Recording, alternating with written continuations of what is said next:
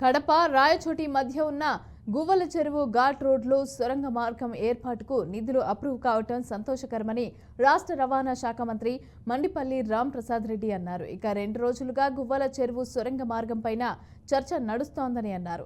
తమ పార్టీ అధినేత చంద్రబాబు కేంద్ర మంత్రి నితిన్ గడ్కరీతో సమావేశమై చర్చించినట్లుగా తెలిపారు. దీంతో కేంద్ర మంత్రి రాష్ట్రంలో పలు పనులకు నిధులు మంజూరు చేస్తున్నట్లుగా తెలిపారని వెల్లడించారు.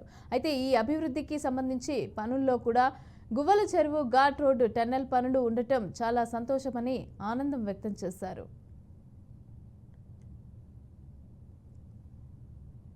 రాయచోటి కడప మధ్యలో టన్నల్ విషయమై చర్చ జరుగుతూ ఉంది.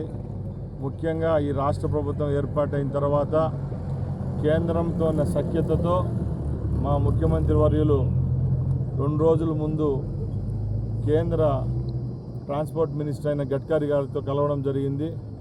దానిలోనే ముఖ్యమైన రోడ్లలో ఇదొకటి. ఈ యొక్క చర్చలు సఫలంతోనే మన రాష్ట్రంలో 4 ప్రాజెక్టులు వచ్చాయి. దానిలోనే ఇదొకటిగా మేము చెప్పుకుంటున్నాం. మేము ఒకటే చెప్తున్నాం, ఎవరు చేశారని కాదు, ఇప్పుడు దాన్ని తక్షణమే పూర్తి చేసి కడప అలాగే రాయచోటి మధ్యలో ప్రమాదాలను నిర్మూలించాలి.